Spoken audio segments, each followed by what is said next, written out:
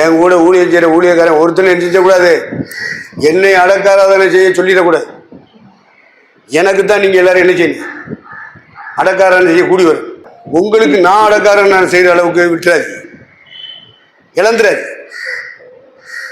நான் செத்துட்டா நீங்கள் பிள்ளைகள்லாம் கூடி வந்து தகப்பட என்ன செய்யணும். நீங்கள் நல்ல அடக்கம் செஞ்சாலும் சரி, கெட்ட அடக்கம் செஞ்சாலும் சரி,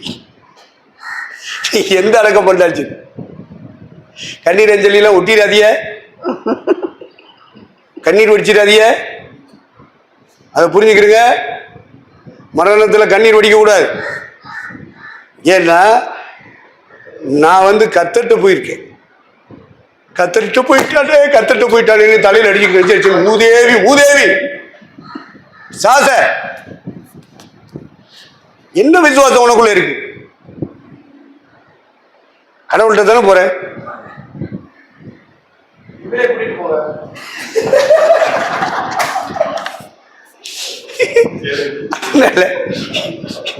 அதனால நீங்க சந்தோஷமா வழி அனுப்புங்க. நீங்க கொண்டு போய் அடக்கம் பண்ணிட்டீங்கன்னா வந்து என்ன செய்யணும்னு சொல்லியிருக்கேன், பிரியாணி போட்டு சாப்பிடும். நல்ல டேஸ்டா இருக்கணும் அந்த பிரியாணி. கண்ட வேண்டியதோட சமைக்க விடக்கூடாது. ஏன்னா காலையில இருந்து காப்பி தண்ணி குடிச்சிட்டு கிடக்கிறவங்க பந்தலை போட்டு காலையில இருந்து எல்லாருக்கும் சாட்சி கொடுக்கணுப்பா. எல்லாருக்கும் சாட்சிக்கு இடம் கொடுக்கணும். யாருக்கு இல்லைன்னு சொல்லக்கூடாது. உனக்கு பிடிக்குதோ பிடிக்கலையோ, எவன் நின்று நிர்வாகம் பண்றியோ நடத்துறியோ அவன் என்ன செய்யணும், எல்லாருக்கும் சாட்சி. என்கிட்ட பழகிறவங்க அடுத்த சபையில் இருப்பாங்க, விசுவாசியில் இருப்பாங்க, ஊழியக்காரங்க செத்து போயிட்டேன்னா ஓடிடுவாங்க. அவங்கள யாருன்னே உங்களுக்கு தெரியாது. விசாரிக்கிறதுக்குன்னு ஒரு ஆளை வாசல் வைக்கணும். நீங்கள் எந்த ஊர் என்ன அட்ரஸ்ன்னு ஃபைல் பண்ணி வாசலில் உட்காந்து வர வர அவங்க பேர்களை எழுதி, அவங்க சவ பேர் எப்படி பழக்கம் கேட்க. அப்போ நீங்கள் மைக் எடுத்து சொல்லும்போது என்ன விஷயம், ஐயாவை தெரிஞ்சவங்க வந்திருக்காங்க, அவங்க 2 நிமிஷம் சாட்சி சொல்லுவாங்கன்னு சொல்லு. 5 நிமிஷம்னா மைக் ஆஃப் பண்ணிடுங்க. நான் இப்போவே சொல்லித்தரேன். ஏன்னா என் அடக்கத்துக்கு வந்துட்டு எல்லா பேரும் சந்தோஷமா போகும். ஏன்னா 2 நிமிஷம் சொன்னா 5 நிமிஷம் 15 நிமிஷம் சொல்லிட்டு இருப்பான். அப்படிலாம் கொடுக்க முடியாது. நாங்கள் ஞாயிற்றுக்கிழமை 6 நடக்கும், அதில் உங்களுக்கு வாய்ப்பு தருவோம். மீதி சாட்சியை அங்கே சொல்லுவார்கள் அப்படின்னு நம்மளே எடுத்து மைக்கில் சொல்லிட்டுருவோம். சும்மா அதெல்லாம் கொடுக்கக்கூடாது. எவனும் சங்கடத்தோட முறுமுறுத்துக்கிட்டுலாம் போகக்கூடாது. சந்தோஷமா கட்ட கட்ட கட்ட கட்டன்னு முடிச்சிட்டாங்கடா, முடிச்ச டைம் தப்பாம போனாங்கடா. அடக்கார நேரத்தை கூட தான் எடுத்தான். இங்கே சர்ச்சில் வச்சிருக்கும் போது இவ்வளோ நேரம் எடுத்தான். எல்லாரும் சாட்சி சொன்னாங்க. மெசேஜ் கொடுக்குறவன் மெசேஜ் கொடுக்கணும். மெசேஜ் கொடுக்கலாம் எனக்கு நேரம் இருக்குமான்னு தெரியாது. வர்றவன் எத்தனை பேருக்கு சுவிசேஷம் சொல்லணும்னா சுவிசேஷ ஆவி உள்ளவனை பாருங்க. நம்ம எல்லாரும் தான் சுவிசேஷம் சொல்லுவோம். சுவிசேஷத்துக்குன்னு சிலர் பிரித்தெடுக்கப்பட்டிருப்பான். அப்படிப்பட்ட வந்துட்டான்னா அவனுக்கு கூடுதல் நிமிஷம் கொடுக்கணும். ஏன்னா கூடி வந்த மக்களுக்கு நச்சீது சுவிசேஷம் வேணும். இவங்க சுவிசேஷம்னு என்னென்னமோ சொல்லிட்டு இருப்பான். அவனுக்கு கொடுக்காதீங்க. என்னப்பா 3 நாளா? 3 நாளா பாம்பேக்காரங்கெல்லாம் வந்து தொலையுமே. அவங்க ட்ரெயினை பிடிச்சி வந்தாங்கன்னா எவ்வளோ நேரம் லேட் ஆகும் தெரியுமா? எல்லா பேரும் ஃப்ளைட்டில் வர்றதுக்கு எவன்ட்டு பணம் கிடையாது. இது பாம்பேக்காரனுக்காக சொல்லியிருப்பேன். உங்களுக்கு பாருங்க, நேரம் வைக்கலான்னு பார்த்தா வைங்க, இல்லை வைக்கிறதுக்கெல்லாம் நேரம் இல்லை, சீக்கிரம் போச்சுருமே. நம்மளோட இருந்து இந்த ஆள் படுத்துற பாடு அப்பா கொஞ்சமா நெஞ்சமா நல்ல வேலை போய் சேர்ந்துட்டாங்க அப்படின்னு சொல்லிட்டு என்ன பண்ணுங்க, அவங்களும் வரட்டும்னு வெயிட் பண்ணோம்னா வெயிட் பண்ணுங்க, இல்லையா டக்குன்னு எடுத்து போச்சு. அதனால டைம் கரெக்டாக கிளியர் டைம் போட்டுருணும். வர்ற ஆட்கள் தூர தேசத்திலிருந்து வர்றவங்களுக்கு தான் முதல் சாட்சி, உங்களுக்கு இல்லை. நீங்க ஒவ்வொரு ஞாயிற்றுக்கிழமையும் வந்து கூட சொல்லிட்டு போயிடலாம். அன்னைக்கு தான் நீங்க சொல்லணும்னு ஒன்றும் அவசரப்பட வேண்டாம், ஆத்திரப்பட வேண்டாம். தூரத்திலிருந்து எவன்லாம் வர்றானோ அவனுக்கு டயத்தை கொடுத்துருங்க. அடுத்து தோத்திர கூட்டம்னு வச்சிங்கன்னா அதில் டைம் கொடுங்க. அதுலேயும் சிலருக்கு டைம் கிடைக்கிறதா, ஐயா ஞாயிற்றுக்கிழமை வாங்க, தாராளமாக என்னைக்காவது ஞாயிற்றுக்கிழமை வாங்க அப்படிங்க உங்கள் சாட்சி சொல்கிறோம் அப்படிங்கிறத மைக்கில் பகிரங்கமாக சொல்லிடுறேன். இதுதான் அடக்கம் பண்ணிட்டு வந்த பிறகு அவங்களுக்கு குளிக்கிறதுக்குள்ள ஏற்பாடுகள்லாம் செய்யறதுக்கு ஒரு ஆள் கொடுத்துருங்க. 2 பேர் பொறுப்பெடுக்கணும். ஆண்கள் பக்கம் 2 பேர் பொறுப்பெடுக்கணும், பெண்கள் பக்கம் 2 பேர் பொறுப்பெடுக்கணும். அவங்களுக்கு குளிக்கணும், ட்ரெஸ் மாற்றணும். அதுக்கப்புறம் நல்ல பிரியாணி சாப்பிடணும். டேஸ்டா இருக்கு. என்ன பிரியாணி செஞ்சா, என்ன சத்தா இவன் ஜாவுக்கு போய் இப்படியா வாய்க்கு விளங்காத சோறு தெரியாம கை வச்சுட்டேன்டா. எனக்கு முதலே சொல்லியிருக்க கூடாது, நான் சாப்பிட்டுருக்க மாட்டேன்னு. இப்படி எல்லாம் சொல்ல விட்டுறாதியப்பா. என்னப்பா? அவருக்கு சித்தமா இருந்தால் உனக்கு என்ன? அவருக்கு சித்தம்னா உனக்கு என்ன? அவர் செய்யட்டு என்ன. அதனால இதெல்லாம் சும்மா ஜோக்கடிக்கல. என்னுடைய லைஃப், என்னை நீங்க எல்லாரும் ஒன்று சேர்ந்து பரலோகத்துக்கு அனுப்புறீங்க. இந்த சரீரம் உயிரோட எழும்பணும். ஏசுனார் வரும்போது அந்த எழும்புவதற்கு வருகிற மக்கள் மத்தியில் தீவு எல்லையில் 35-40 வருஷம் ஊழியம் செஞ்சிருக்கேன்னா அத்தனை பேருடைய பார்வையில் நீங்கள் எந்த முறையில் நடந்துக்கிறீங்களோ அதுதான் அந்த சரீரத்துக்கு நீங்கள் செய்கிற கனம். அடுத்து கல்லறை கட்டக்கூடாது. எங்கள் அண்ணனுக்கு கல்லறை கட்டியிருக்காங்க. ஏன்னா ஏசுனார் வந்தால் எந்திரிச்சிடக்கூடாது. ரொம்ப ஜாக்கிரதை வச்சுக்கிறாங்கடா. 3 அடுக்கு மாளிகை கல்லறை. எப்படி 3 அடுக்கு மாளிகை மாதிரி. நீ வேணா போகலாம். ஏசுனார் போலுவாரா? பரிசுத்தாவில போலுவாரா? வெளியரங்கமாகிறது எல்லாம் கடிந்து கொள்ளப்படும். இப்படி கூடி வரும்போது கடிந்து கொள்ளப்படும். அந்த ஊழியர் மீட்டிங்குள்ள நீங்க போறீங்களோ போகலையோ அது வேற. இதுக்கு உங்களுக்குன்னு உள்ள ஊழியக்கார வாயிலிருந்து உங்களை கடிந்து கொள்ளணும், கண்டனம் பண்ணணும். அப்போ உங்களுக்குள்ள மறைந்து இருக்கிற சுபாவங்கள் எல்லாம் வெளியரங்கமாக்கப்படணும். பொய் புரட்டு எல்லாம் மனம் திரும்பப்படணும். இப்படி கடிந்து கொள்ளும் போது எனக்குள்ள இருக்கிற பரிசுத்தாவியானவர் என்னை கொண்டு உங்களுக்கு வாழ்க்கையை கடிந்து கொள்ளும் போது அதெல்லாம் நீங்க அறிக்கை செஞ்சு மன்னிப்புக்கு நேரம் வந்து தண்டனைக்கு நேரம் வந்தால் கடிந்து கொள்ளப்பட்டு வெளியரங்கமாகிறது எல்லாம் நீங்கள் வெளிச்சத்தின் பிள்ளைகள். ஏசு வெளிச்சமா இருக்காரு, நீங்கள் வெளிச்சம். நீங்க இருளையே விரும்பிக்கிட்டு இருந்தா உங்கள் வெளிச்சம் இருளாகாதபடிக்கு இப்படி கூடி வந்து கடிந்து கொள்ளப்படணுமியா. அதாயா ஊழியர் மீட்டிங். நீங்க மற்ற ஊழியர் மீட்டிங்ல இதெல்லாம் இருக்காது. ஒரு பாட்டு இருக்கு, அவன் நீ ஜெபம் பண்ணுவார், இவர் ஜெபம் பண்ணுவார், இவர் ஆராதிப்பார், இவர் பிரசவம் பண்ணுவார், இவர் ஜெபம் பண்ணி ஆசீர்வாதம் பண்ணுவார், எல்லாரும் சாப்பிட்டுட்டு போயிட்டே இருப்பேன். அதுவும் அவசரத்தில் உள்ளவன் என்ன குழம்புன்னு பார்ப்பேன். அதுவும் வாசலில் வச்சுருக்காங்க. நான் ஒரு இடத்துக்கு போனேன், வாசலில் டேபிளை போட்டு சாப்பாடு கீப்பாடு எல்லாம் வச்சுருக்காங்க. போகும்போதே இவன் பார்த்துட்றேன். ஓ சாம்பாரா? போன மாதம் அதான போட்டாங்க. என்னடா அவனு பக்கத்தில் உள்ள ஊழியக்காரன் டிஸ்கஸ் வேற. பிரசங்க வந்து மாட்டியாச்சு, என்ன செய்ய? பிரசங்க முடிகிற வரைக்கும் இருப்பான். ஆசீர்வாதம் போடுறதுக்கு முன்னாடி பைக்கை தட்டி விட்டுட்டு காரை எடுத்துட்டு கிளம்புறேன். என்ன நம்ம வீட்டில் என்ன சாப்பாடு இல்லை? என்ன சாப்பாடு போடுறாங்க? இதுக்கு தான் பிரியாணி போடுறான்னு சொன்னேன். நான் செத்துட்டேன் நினைச்சிங்க. நொந்து வெந்து போகக்கூடாது. நல்ல சாப்பாடு, நல்ல கூட்டு வைங்க. அதில் என்னென்னலாம் நீங்கள் போடணுமோ அது இங்கே இருக்கிற காசை தான் எடுக்கணும்னு நினைச்சிடாதீங்களே. கொள்ளையடிக்கிற பார்ட்டிலே உங்கள் மேலே எனக்கு நம்பிக்கை இல்லை. ஓ அவன் ஊழியத்தில் இருக்கிற காசை போடும். அதையும் சொல்லிடுறேன். இப்போ தான் திடீர்னு வருது,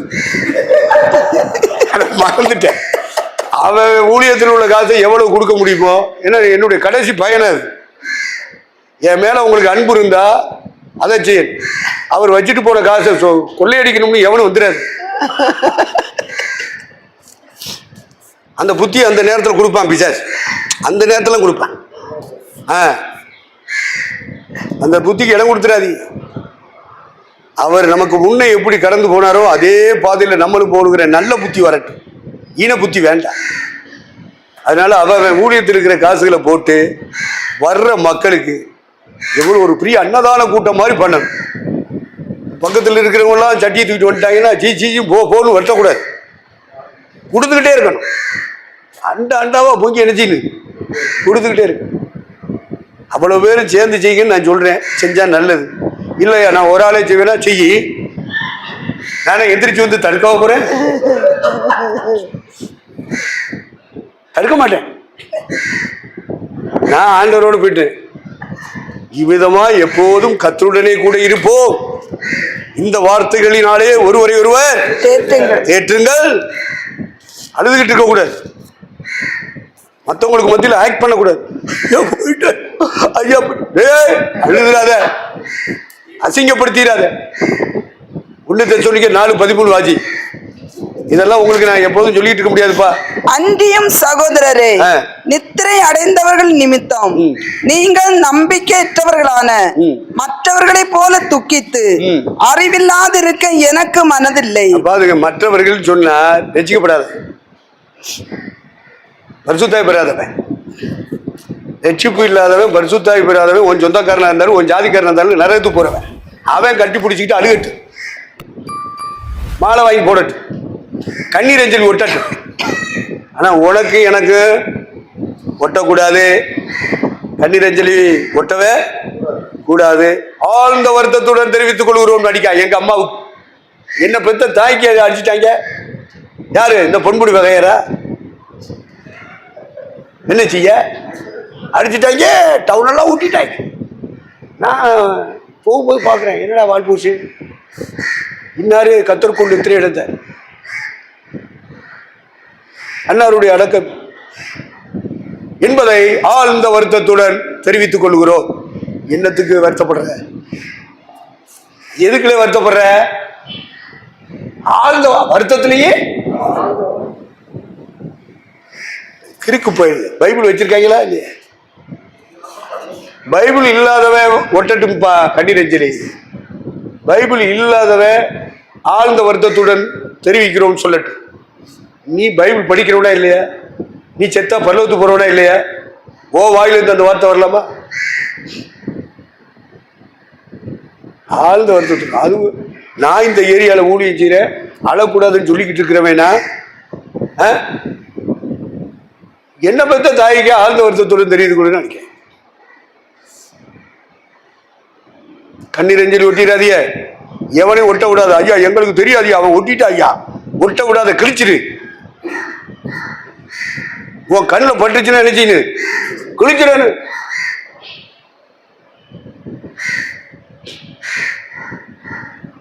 அதெல்லாம் தெளிவா இருக்கு. கல்லறை கட்டிடாது. ஏன்னா எனக்கு முன்னே போன பரிசுத்தவான்கள், 1ஆம் நூற்றாண்டிலே கடந்து போன பரிசுத்தவான்களுக்கு கல்லறை கட்டலை, வெவ்வேறு நாடுகளுக்கு அனுப்புனாங்க. டிரான்ஸ்ஃபர் தான். சொந்த தேசம் இல்லை, சொந்தக்காரங்க இல்லை, ஜாதிக்காரங்க இல்லை. அவ்வளவு பேரு நாடு விட்டு நாடு, நாடு விட்டு நாடு போய் சாப்பாடு ஒத்துக்கிறோம், வயிற்றால போகும், காற்று இருக்காது, கொசுக்கடி இருக்கும்.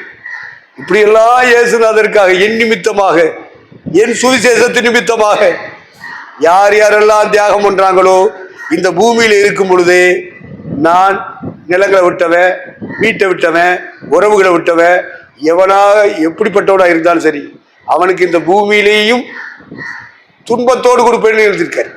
அப்படித்தானே? அப்படி எழுதியிருக்கா? துன்பம்னு எழுதியிருக்கா?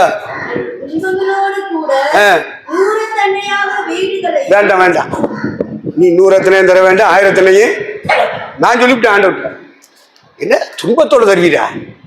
இருக்கிற துன்பமே மாறாதான்னு நாங்கள் உட்காந்து அழுதுகிட்டு இருக்கோம். இதெல்லாம் நாங்கள் விட்டுட்டு வந்தா இதெல்லாம் தருவீரு, 100 தருவேன்னு சொல்றீரு. ஆனா ஒய்ப்பு தருவேன்னு சொல்ல மாட்டேன். அதையும் புரிஞ்சுக்கிறீங்களா? நீ பாட்டுக்கு வாசிக்கிற வேகத்துல மனைவியை விட்டாலும் 100 மனைவியை தருவார் அப்படின்னா கொண்டே விடுவேன். ஆமா, நீ அடக்கம் பண்ணாலும் எந்திரிச்சு வந்துடுவேன். ஆமா, விட மாட்டேன், பார்த்துக்கிடுங்க. அதனால வீட்டை விட்டவன், உறவுகளை விட்டவன், நிலங்களை விட்டவன், அதாவது சொத்து சுதந்திரம் எல்லாத்தையும் விட, அவன் தான் தேவசித்தம் செய்ய முடியும். மற்றவன் தேவசித்தம் செய்ய முடியாது. அதுல நீங்க தெளிவா இருக்கணும். இவன் சொல்றான் நேரடியா ஏசு சொல்ற, எல்லாவற்றையும் விட்டு உம்மை பின்பற்றணும். அப்ப எதை விட்டா அப்படின்றது இயேசுவுக்கு தெரியும்.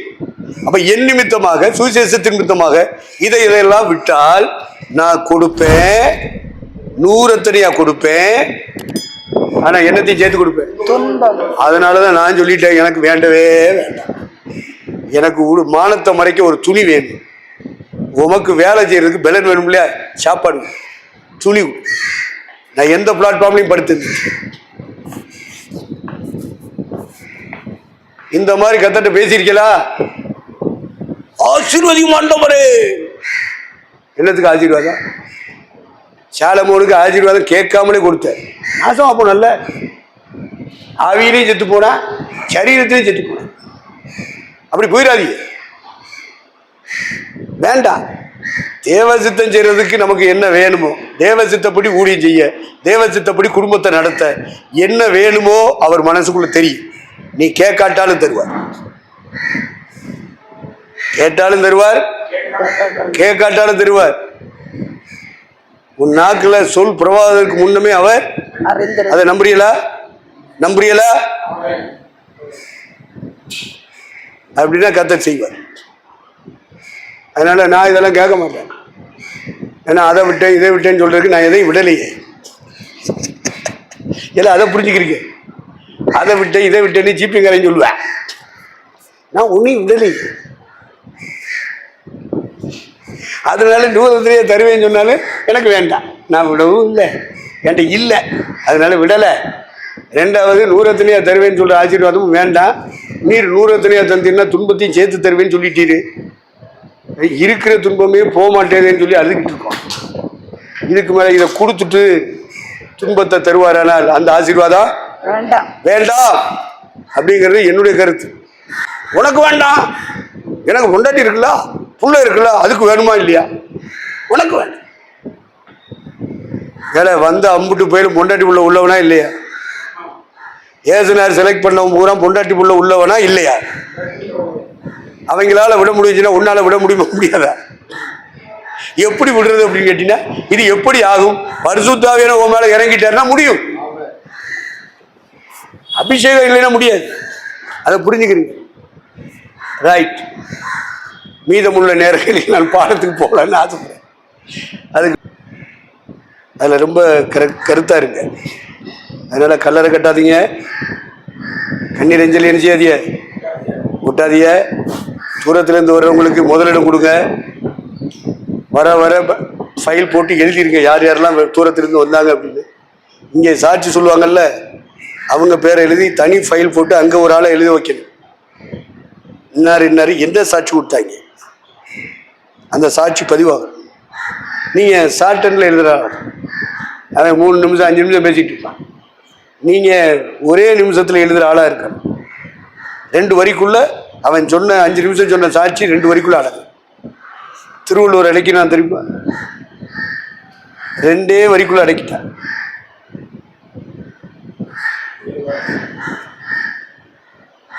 அது மாதிரி எழுத தெரியும்.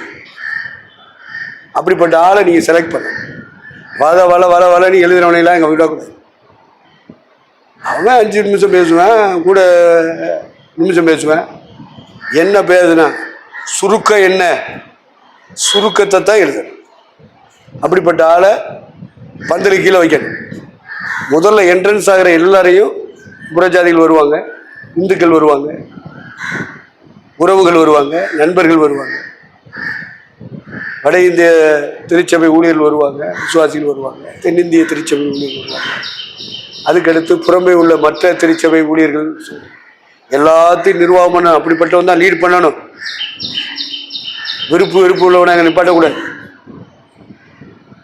ரொம்ப தெளிவாக இருக்கணும். நீங்கள் எவனையாவது ஒருத்தனை மைக்கை கொடுத்துட்டு நீ தான் சரின்னு நீங்கள் பாட்டுக்க ஏற்றி விட்டீங்கன்னா நாசமாக போயிடும்.